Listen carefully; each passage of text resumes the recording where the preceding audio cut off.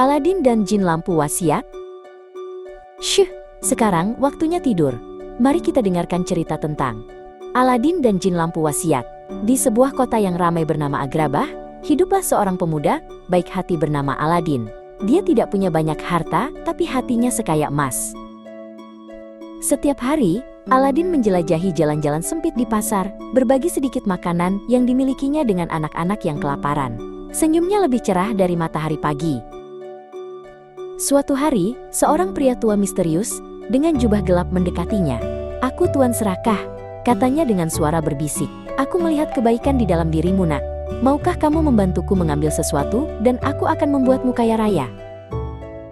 Tuan Serakah membawa Aladin ke gurun pasir yang luas, ke sebuah gua rahasia yang mulutnya berbentuk seperti kepala harimau. "Ambilkan aku lampu minyak tua di dalam sana," perintah Tuan Serakah. "Jangan sentuh yang lain." Dengan hati-hati, Aladin masuk ke dalam gua. Matanya terbelalak melihat tumpukan emas, permata, dan perhiasan yang berkilauan. Gua itu penuh dengan harta karun yang tak terbayangkan. Di tengah semua kemewahan itu, di atas sebuah tumpuan batu, tergeletak sebuah lampu minyak yang sederhana dan berdebu. Aladin mengambilnya. "Hanya ini," gumamnya heran. Ketika Aladin mencoba keluar, Tuan Serakah berteriak, "Berikan lampunya dulu." Aladin ragu-ragu, dan tiba-tiba mulut gua tertutup. Aladin terperangkap dalam kegelapan.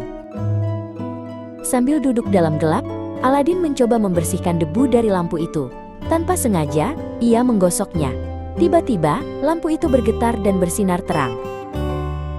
Asap biru besar mengepul keluar dari moncong lampu, berputar-putar, hingga membentuk sosok raksasa yang tersenyum lebar. "Aku Asapi, jin dari lampu.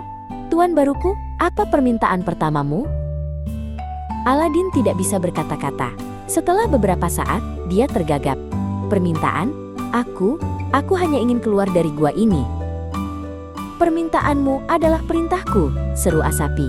Dengan jentikan jarinya, mereka berdua langsung berada di luar gua. Di bawah terik matahari gurun, Aladin tertawa gembira. Kembali ke Agrabah, Aladin dan Asapi menjadi teman baik.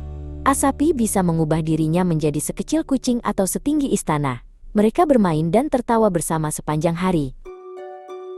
Suatu sore, Aladin melihat Putri Cahaya, Putri Sultan, di balkon istana. Kebaikan dan senyumnya memikat hati Aladin.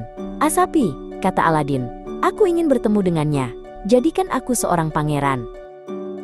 "Siap, Pangeran Ali," kata Asapi. Dalam sekejap, Aladin mengenakan pakaian pangeran yang megah dan menaiki parade gajah dan unta yang luar biasa menuju istana.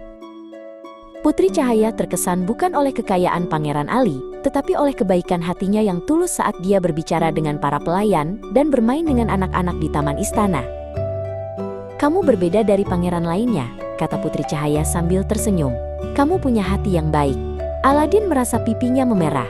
Dia tahu dia jatuh cinta. Tapi, Tuan Serakah telah mengawasi semua ini.